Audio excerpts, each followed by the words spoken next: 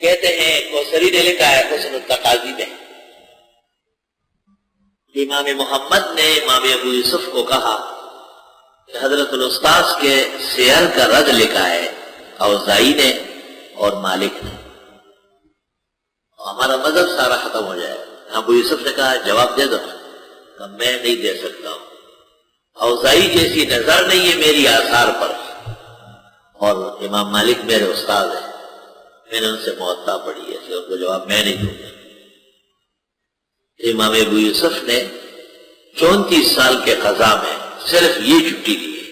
خلیفہ ہارون کو لکھا 10 دن کی چھٹی چاہیے، اور اگر چھٹی نامنظور ہے تو استعفیٰ ہے. ایسا غیرتی حالت میں کہتے ہیں دخل بیتہ، گھر گئے، فما خرج لصلاۃ ولا لجماعت ولا لجنازۃ ولا لعیادۃ الا بعد 10 ایام. 10 دن تک باہر نہیں آئے کسی صورت پر. جب 10 دن بعد باہر آئے تو شاگردوں کو کہا کہ اونٹ منگواؤ. 70 جلدیں لکھی ہے الرد علی الاوزاعی اور 40 جلدیں لکھی ہے الرد علی مالک. ایسے وسیع الاطلاع غزیر الشان حافظ الحدیث اپنے زمانے میں، اور فرماتے تھے اللہ تعالیٰ نے مجھے امام ابو حنیفہ کی دعائیں جنت کا باعث بنائی ہے، اتنی دعائیں مجھے دی. ان اللہ یامرکم ان تؤدوا الامانات الی اہلها، بے شک اللہ آپ کو حکم دیتے ہیں کہ امانتیں ادا کرو اپنے اہل کو.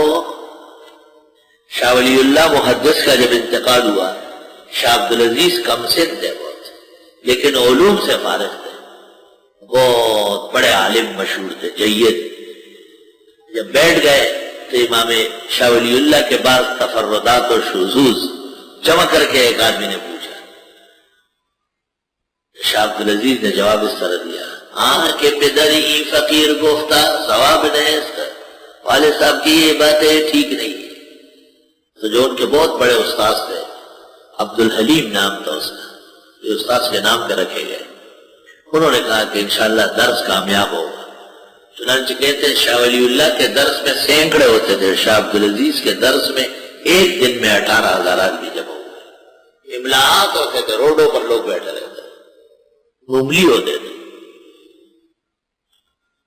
لا الہ الا